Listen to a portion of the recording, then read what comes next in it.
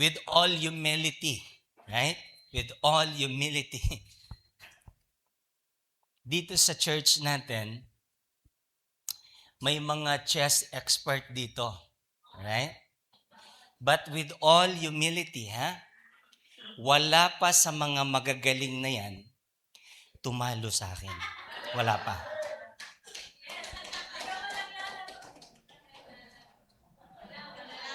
With all humility, right? Wala pang tumalo sa akin. Now, the reason is this. Wala pang lumaban sa akin. Right? Well, ang totoo niyan, I'm not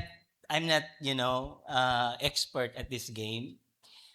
Pero kahit sino sa atin, kahit hindi tayo magaling dito, there is one goal in this game. The end game of this game, or the very goal of this game, is to trap the king, right? Right? We call it checkmate. So the goal of the game is to trap the king. Checkmate, right? So, ginawa kong illustration ito because life is like a chess game. Sometimes in life, parang natatrap ka. Sometimes in life, you feel like you are about to be checkmate. Pagpunta mo dito sa kaliwa, problema. Paglingon mo dito sa kabila na naman, problema. Pagtingin mo sa likod, utang. Pagtingin mo sa harap, dumating yung Shopee mo. Akala mo next week pa dumating, napaaga. Kamot ulo ka ngayon. Alright? So these are, the things that we face every day. And this, game is like chess game. The life, our life is like those. No, hindi natin inaasahan, parang you expect na maipapanalo mo siya, but suddenly, yan ang nangyari sa atin. Are you following? So, merong kwento sa Bible na pwede siyang i-verified outside the biblical story. And that is a story about the king, and by the name Hezekiah, na siya po ay parang napasama sa ganyang klaseng laro. In 701 BC, you can fact-check this story. Kahit ngayon, pwede kang pumunta somewhere in Iraq at sa kanilang museum, merong isang bato doon na merong maiksing kwento patungkol sa digmaan between Judah and Assyria. So let me wrap up to you the story. During the time, ang Assyria ang pinakamakapangyarihan na imperyo noong kapanahunan. Sa pamumuno ni King Sennacherib, nasakop niya all the way from Syria, all the way to Babylonia, Persia, nasakop niya lahat yun. And almost all of Asia and part ng Europe ay na-conquer ng Assyria. They were the most powerful empire during the time. At sa kanilang kalakasan, natatakot ang mga bansang paligid sa kanila. Now, during that time also, the nation of Israel was divided into two. As you can see right here, yung Israel nasa taas, tawag pa rin sa kanila Israel, pero ang pangalawang kahati ay Judah, kung saan nandoon yung Jerusalem. Okay? Now, during this time, dahil sa kanilang pamamayagpag, nasakop ng Assyria pati yung Syria, Damascus, and then na-conquer nila yung bayan ng Israel. Now, if you are King Hezekiah, what would you feel? Anong mararamdaman mo? Alright? So, ngayon, kung titignan po natin ang bayan ng ng Jerusalem, napakaliit lamang po.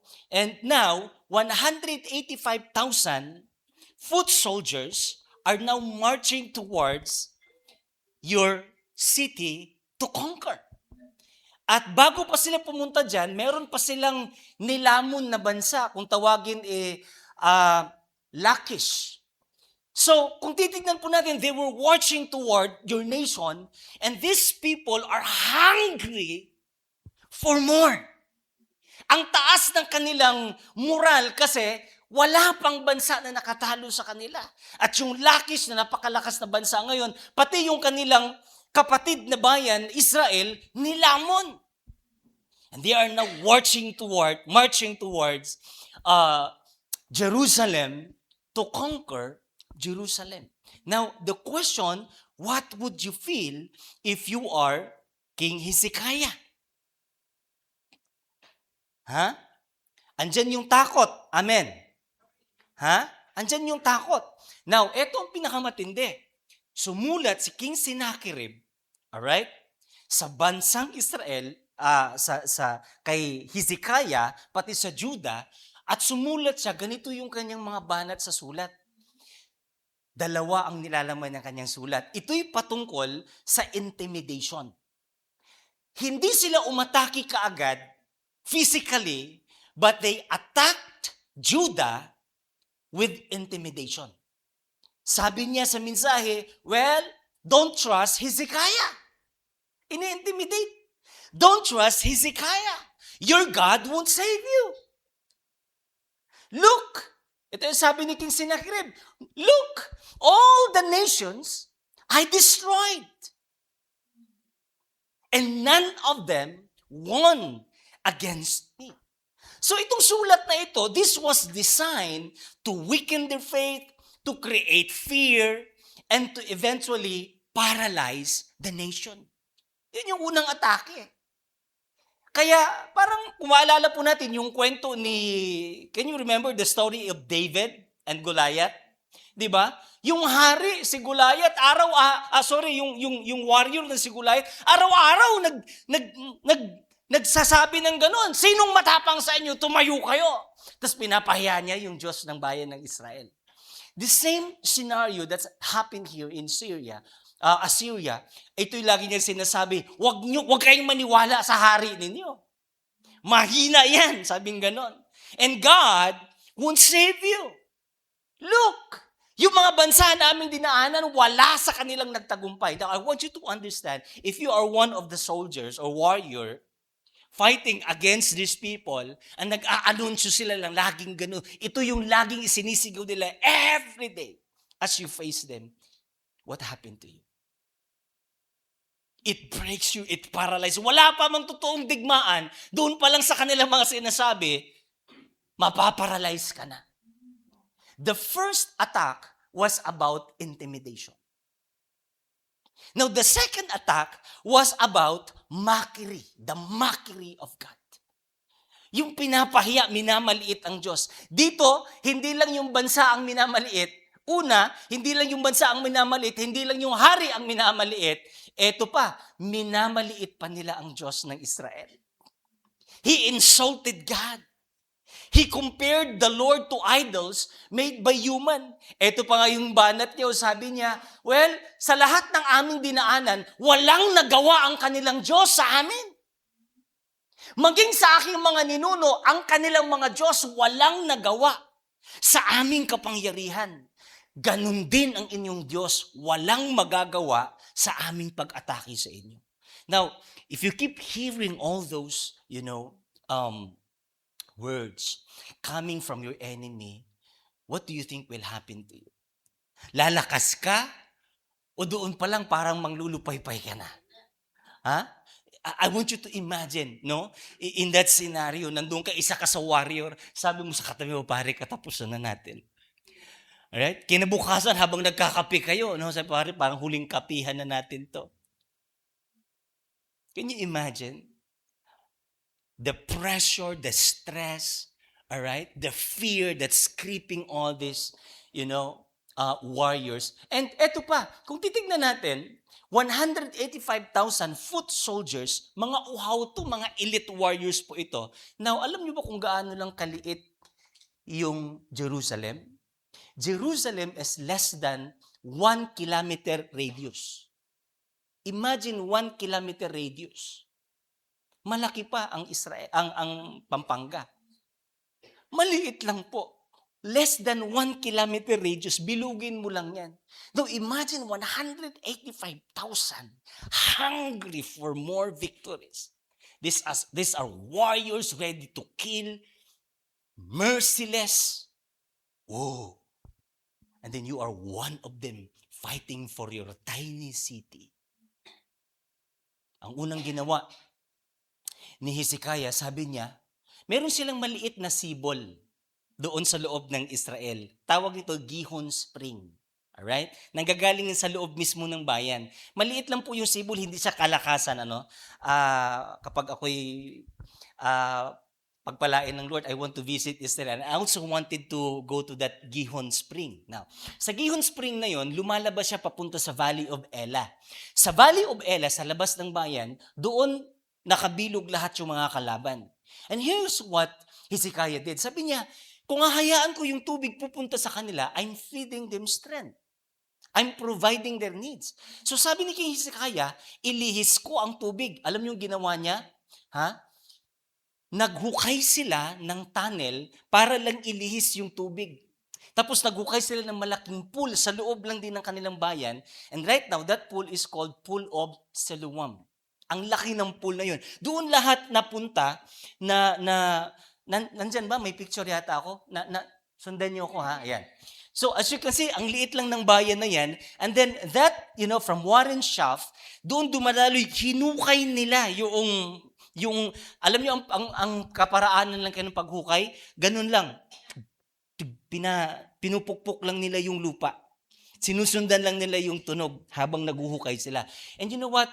Amazing. Kasi yung tubig talagang dumadaloy siya papunta dito sa Pool of Siloam. Now, that's the first remedy na ginawa ni King Hezekiah. Well, it helps. Somehow it helps. Pero, as the pressure grows wild, yung takot, yung hindi sila makakalabas sa kanilang bayan. Pag lumabas sila, patay sila. Pag lalabas ka, di ka na makakabalik. The enemy was right there, outside the gate. Now, tuloy pa rin, yung sulat, tuloy pa rin. And then, the second thing that Hezekiah did was that he encouraged his people, of course. Ano nga ba ang gagawin ng isang leader? Encourage your people. So, imagine the stress ng isang leader na everyone was looking for you. Are you following? Everyone was looking for you. Inaantay nila kung ano yung sasabihin. Mahal na hari, eto na Anong gagawin natin ngayon? They were all stressed. They were all discouraged. Alright? So, the question here is, what is your next move when you face defeat from side to side? Na-relate ba natin yung sitwasyon nila? What will you do when you are facing defeat from every side? Why is the answer to this question is very important to us? Because, katulad ng aking sinabi kanina, life is like a chess game. Minsan, hindi mo in-expect, you are trapped. Life is like a chess game. So what Hezekiah did, as a remedy, he dug a tunnel, and then second, he encouraged his people. Nga lang, those remedies are not enough. Sino sa atin dito, minsan, dumidiskarte ka kapag na-trap ka na. Pag nandyan na yung Bombay, dumidiskarte ka. Kapag nasa problema ka, dumidiskarte. Magaling naman tayo sa diskarte. Nga lang, yung ating mga diskarte, minsan, kapos. Sabi mo sa katabi mo, kinakapos ka rin ba? And yet, he encouraged his people. In fact, he appointed military officers over the people. and assembled them before him in the square at the city gate and encouraged them with these words. Ito yung encouragement niya. Be strong and courageous. Do not be afraid or discouraged because of the king of Assyria and the vast army with him. For there is a greater power with us than with him. Well, it works. With him is only the arm of flesh, but with us is the Lord our God to help us and to fight our battles. And the people gained confidence from what Hezekiah, the king of Judah, said. Well, all these things truly helps. Pero mga kapatid, kapos eh. Araw-arawin ka ba naman? Para bagang yung tulo ng tubig na kahit gaano katigas ng bato, kakapatak ng kakapatak, bubutas ka din. Bibigay ka din. Now, this is the scenario, the picture of what they are going through as the enemy were so determined, all right, to conquer the city. Now, this scenario reminds me of a very old story. I used to illustrate this story, but gusto ko rin ikwento sa inyo yung illustration na ito. Can you remember the story of a chicken? Yung manok. So, yung mga magbabarkada, nakakita nila yung manok, sabi ng isa, pare, nakakita mo ba yung nakita ko? Sabi niya, yan ba yung manok? Sabi, hindi. Tinola. So, 4 magbabarkada, lakas ng trip nila, hinuli nila yung manok. So, dahan-dahan nilang pinapaligiran yung manok. Abay, natataranta yung manok kasi alam niyang huhulihin siya eh. Alright? So, habang palapit na paliit na ng paliit yung bilog ng magbabarkadang ganon, sabi niya, pare, huhulihin natin to ha. Yung manok naman natataranta na. Alam mo yung galaw ng manok, di ba? Pagpunta niya dito sa side na to, ayan, may papalapit sa kanya. Sa kabila naman, may papalapit sa kanya. Habang paliit na ng paliit, yung bilog nila, at nung dadakmalin na siya ng tao, unti-unting nawawalan na yung pag-asa ng manok. Mga kapatid, nung tuluyan nang nag-give up ang manok, napatingin yung manok sa taas, ang ganon. Sabi niya, uy, bukas pala yung langit. Alam niyo mga kapatid, with all its might, no? Tumalon yung manok at nakawala yung manok doon sa trap na nasa paligid niya. Alright? So, my friend, always remember, when you are trapped from every side, always remember that heaven is widely open. Amen? Heaven is widely open. There's a story of Paul Murphy and Reverend Harrison. Now, si Paul Murphy ay isang chess expert. Sobrang galing niya sa pag-chess. And Harrison was a prominent lawyer in Richmond, Virginia. Now, eventually, si Harrison nagiging pastor. And one day, magkaibigan sila ni Paul Murphy. He invited Paul Murphy and few of his friends for a dinner in his house. So pumunta naman si Paul Murphy. Pagdating niya sa bahay, he was very intrigued about the painting. And that's the painting that he saw in the wall of Dr. Harrison. Habang pinagmamasdan niya yung picture, I don't know if this is the original picture or depictions lang siya, but it looks like that. So nakita niya that there is Satan playing with a young man. And as you can see, the picture, iba yung ngiti ni Satan. Right? Parang yung ngiti niya ay sigurado na sure win na. And the young man was struggling because he was trapped on every side. So as Paul Murphy was studying the formation doon sa mga elements, sabi niya kay Dr. Harrison, sabi niya, Pastor Harrison, I think I can win the game. I think I can take the place of the young men and win the game. Sabi ni Dr. Harrison, well, ang dami ng sumubok niyan, pero wala pang nagtagumpay. Sabi ni Paul Murphy, dahil expert naman siya, well, why don't we try? So they emulate, kumuha sila ng chessboard, ginaya nila yung nakalagay doon, and then he played the game. Everyone was watching. In fact, the game was very spectacular that to their surprise, Paul Murphy won the game as if he won against Satan. Now, everyone was clapping their hands and they came to Paul Murphy. Na-intrigue sila. Sabi niya, Sir, what have you discovered that you were able to win the game as if you won against Satan? Sabi ni Paul Murphy, well, here's what I discovered. I want you to take note on this. Sabi niya, ito yung aking nadiskubre, kaya na ipanalo ko yung laban. My discovery was that the king has one more move. He said, I realized that the king has one more move. And when the king moves, everything changes. Are you following? Regardless kung ano ang nagtatrap sa'yo, remember, as long as the king sits upon his throne, the king has one more move. And when the king moves, everything changes.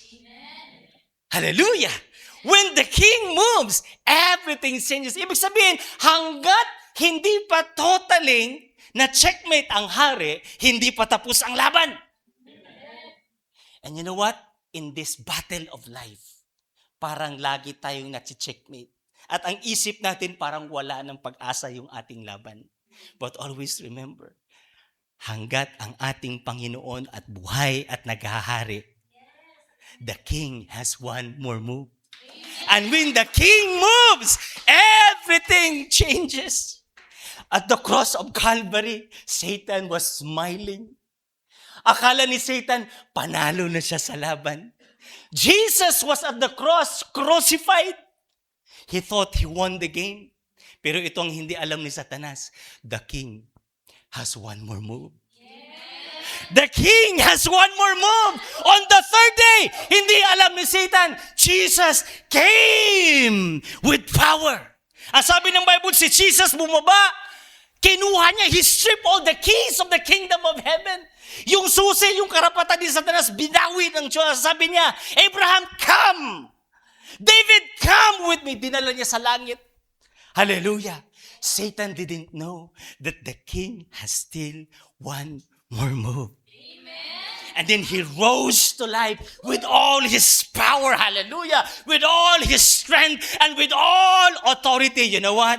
As long as God is the king, as long as the king has a move, and when God moves, everything changes. Palakpakan po natin ang Panginoon. I want you to tell your neighbor, the king has one more move. The king has one more move. All right? Hallelujah. The king has one more move. Now, ano ang nagpagalaw ng hari? If you can go back the story of Hezekiah, they were all trapped.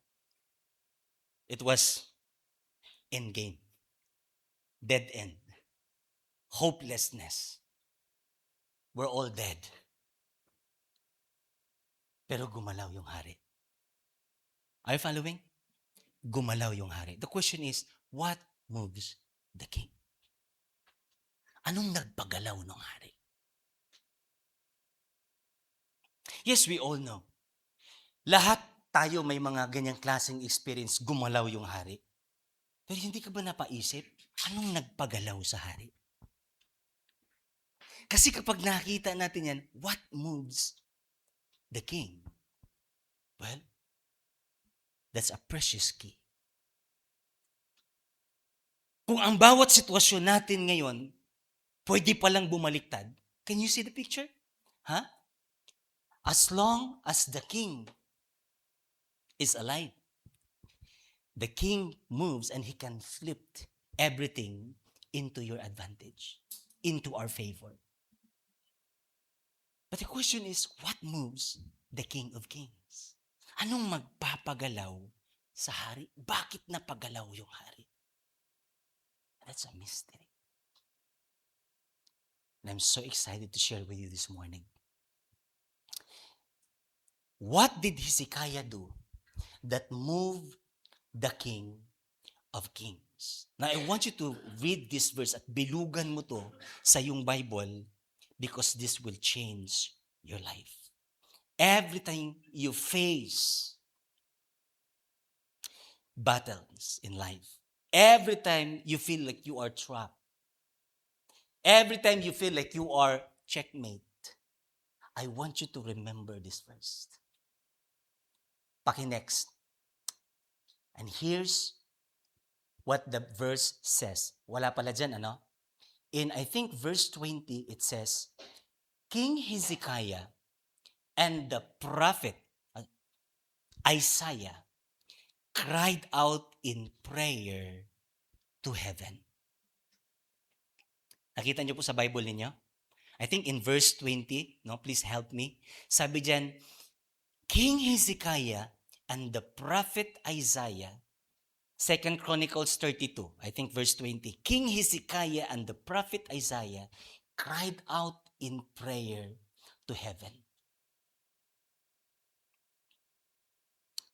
King Hezekiah and the prophet Isaiah cried out in prayer to heaven.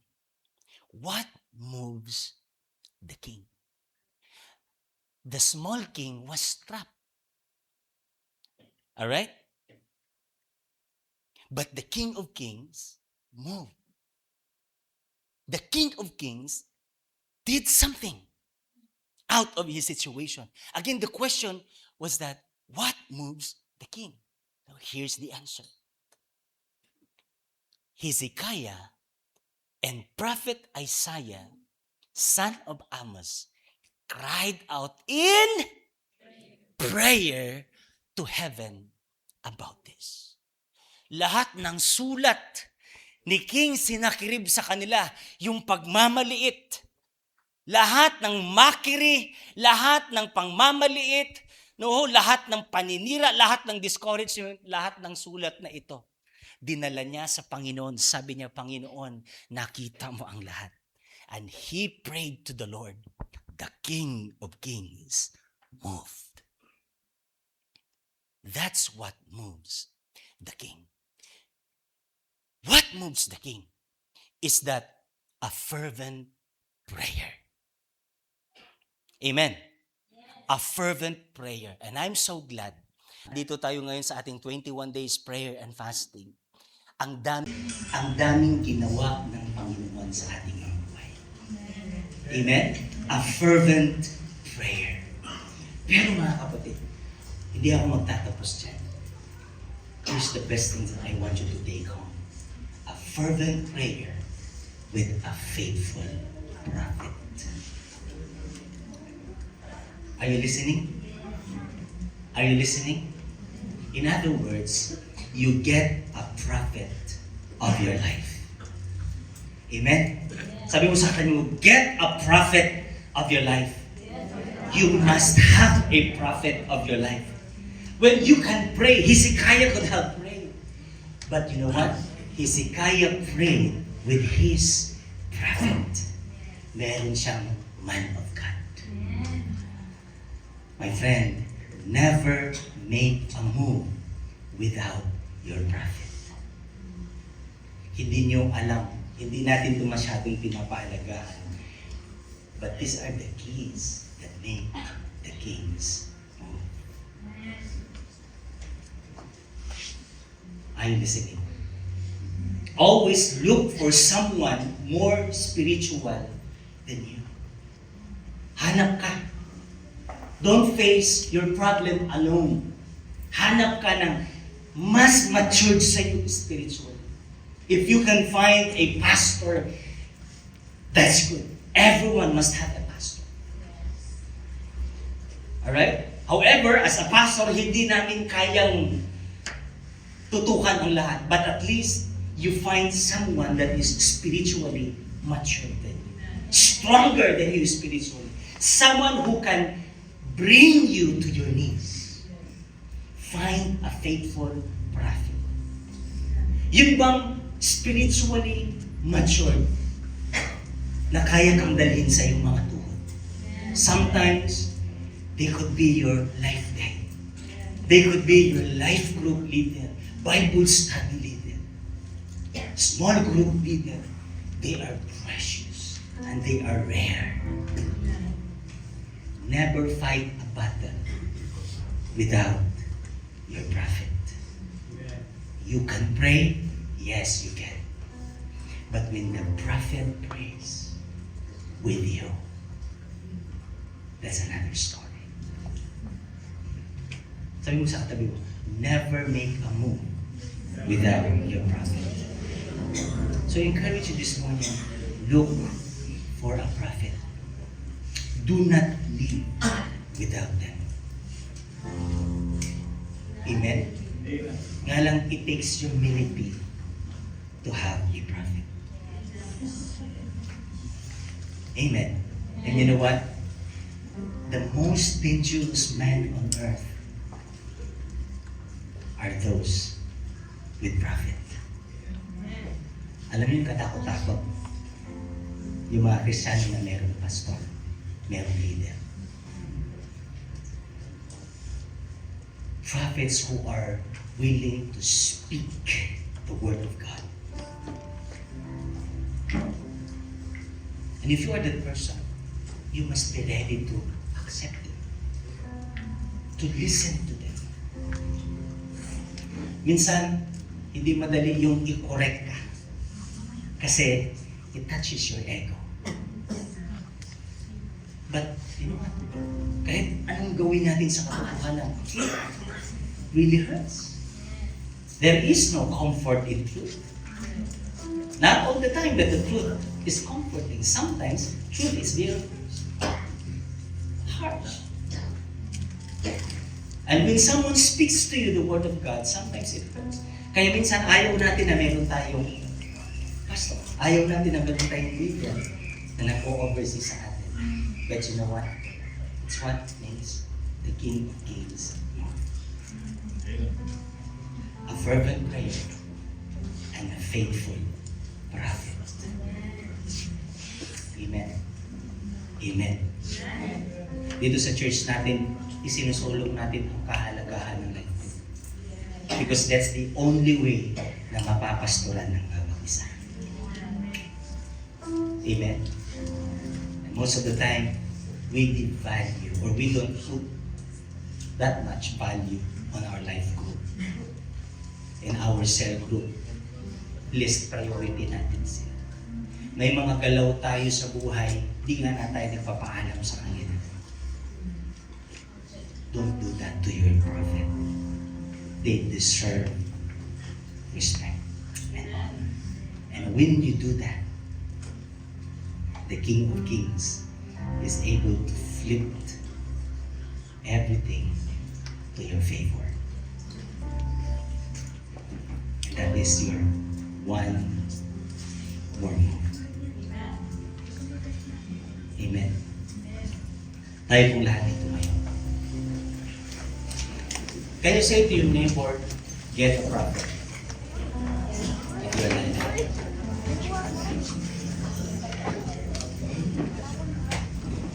I don't see it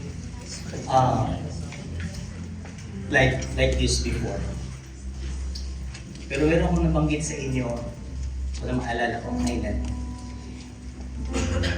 I think 10 years ago or more, meron akong young people, and most of you know this guy, his name is Charlie. the husband of Eden. Si Chari, he was too young that then. Nasa pioneering po tayo, we were in the O, we rented a very sobrang mahal, halos hindi natin kaya ng iba. And yet, we live by faith, we trust the Lord everything. And then he came to me, crying, sabi niya, Dan, hindi ko na alam yung gagawin ko. Kinuwento niya, ito yung problema ko sa pamilya, problema ko sa sarili, problema ko sa school. I didn't know what to do. Well, as a prophet, ayoko rin dagdagan yung kanyang tinadamdam. But, ang hindi niya alam, mas mabigat yung aking kalagayan. So, I didn't know what to do. Anyhow, so, sabi ko sa kanya, I took my guitar, sabi ko, let's go inside the church. Sabi ko, I cannot help you. But the King can help you. Sabi ko sa kanya, why don't we try out everything to the King? Kinuha ko yung gitara, umawit kaming dalawa, started to worship the Lord, started to cry. Ako naman, umiyak din ako, mas malakas pa yung iyak ko sa kanya. He thought, yung iyak ko, iyak para sa kanya. Yung iyak ko din sa akin, sariling problema. Iyakan kaming dalawa ko. After an hour, lumabas kami, sabi ko, okay na magpakiramdam sa God, okay na ako. Ako naman, parang nabawasan din yung aking problema. Ngayon, pinagtagumpay siya ng Panginoon. When I see that, nakita ko, makalat ang tao na mayroong propeta. Just recently before I close, well, karamihan sa inyo, alam niyo yung nangyari sa aking kapatid. Si Sister Arlene in hospital, and I was there. Nalalayan ko siya dun sa emergency room. After quite maybe 30 minutes or 1 hour, kinausap kami ng doktor, hindi maganda ang kanyang sitwasyon. Kailangan na siyang i-CT scan. So, the result was very discouraging kasi ang una, yung asawa kinausap, nakita doon sa scan, nagkalat na yung dugo sa kanyang ulo. So kinausap kami, mag-ready kayo ng ganitong amount, everyday ganito yung ilalabas ninyo. And then you have to come up this money para tanggapin namin siya ngayon. We were trapped on every side. The best thing I can do is to send a picture to the Vision Church family kung kailan nagsasagawa tayo ng prayer and fasting. You remember that? I said, image, can you just please pray for our sister? So I started praying in the Spirit.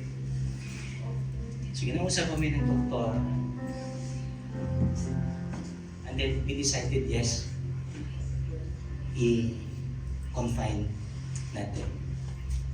Humirit pa ako, pumasok, kinausap ng dalawang doktora na I-asked them, Doc, what are the chances na mabubuhay yung aking kapatid? What doctors do? Of course, kahit imposible na, kaya. Siyempre, pera yan eh.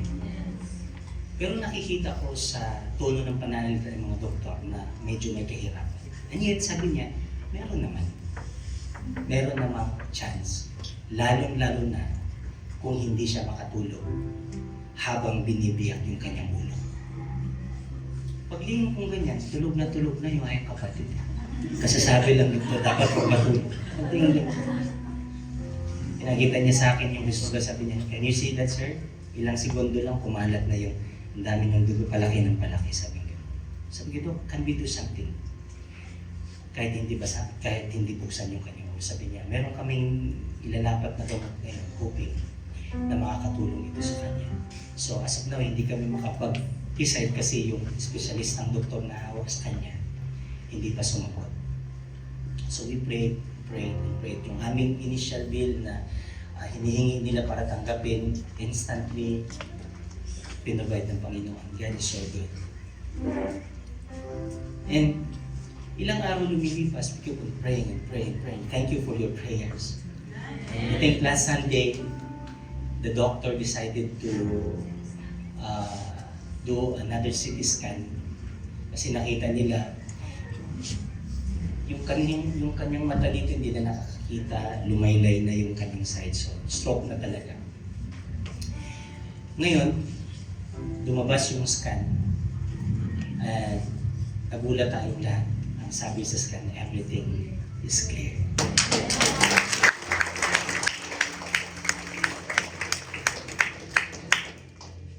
As long as the King has one more move, when He moves, everything changes. Amen. Sabi ko sa kanya, biniligan ko nung nakarang araw bago siya tuluyang lumabas. Sabi ko sa kanya, hindi mo alam ang nangyayari, don't you? Sabi niya, ano bang nangyari? Ikwento ko sa iyo. Binento ko sa iya. Pati yung mga kapatid nag-iyakan sila doon. Sabi ko, your life is a strong message that as long as the King has one more move, when the King moves, everything changes. Amen. But here's the point that I want to leave to you this morning. Ito yung matindi. Mapalad ang tao na meron kang spiritual family. Mapalad ang Kristiyano. Sabi ko sa kanya, alam mo ba kung gaano kadami ang nananalangin sa iyo? Pero kung tinuro long time ago yung a bowl of prayer in Revelation, kailangan mapuno yun eh. Mas maraming nagpipray, mas mapuno ka agad. Sabi ng Bible, ibubuhos niya pabalik with lightning yung katugunan niya sa ating mga panalangin. Mapalad ang Kristiyano na mayroong propeta. Sabi mo sa katabi mo, mapalad ang Kristiyano na mayroong propeta. So, don't take your prophet for granted. I want you to honor them. I want you to respect them, to take care of them. I want you to pray for them. Regalo sila ng Diyos sa buhay mo. When fervent prayer is fervent prayer. Pero sino naniniwala na iba kapag ang leader mo ang manalangin. Iba kapag ang propeta mo ang nanalangin. Ha? Kahit simpleng mga lakad, magpaalam kayo. Ha? Leader, hindi mo na ako makapag-light group ngayon, ha? Magbakasyon lang kami. Mamimiss ko kayo ng 2 linggo. Pero pagbalik ko, may regalo ka sa akin. Mga simpleng ko. Honor your leader. Amen? Amen? Did you learn something today? The King has one more move. The King has one more move. Ano man ang kalagayan mo ngayon sa buhay, always remember that the King has one more move. Can you say that to yourself? The King has one more move for me. The King has one more move for me. Hallelujah. Ha? Gaano ba kabigat yung problema mo ngayon? Ha? Gaano ba kalala yung sitwasyon mo ngayon? Gaano ba kalala yung kalusugan mo ngayon? Karamdaman mo ngayon? Gaano ba kalaki yung babayaran mo ngayon? Always remember, the King has one more move for you. And when the King moves, everything changes.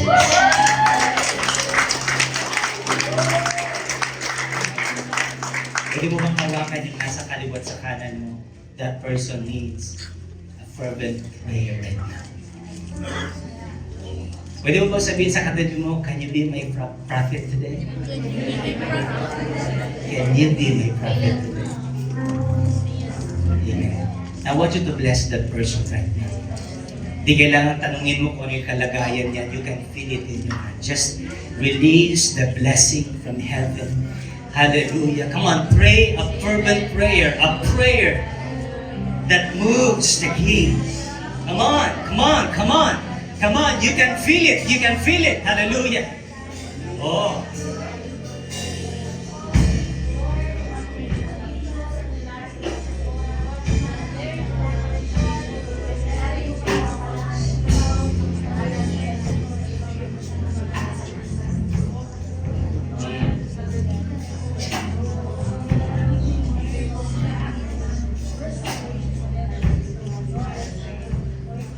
Thank you, Jesus.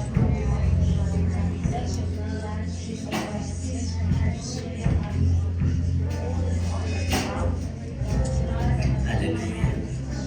Salamat po, Panginoon. Pinupuri ka namin. Itinataas namin ang iyong pangalan sa lugar na ito. Sapagkat ikaw ang aming hari. And our King has one more move for us. And we know it, Lord. We know it, Lord. And when you move, everything changes.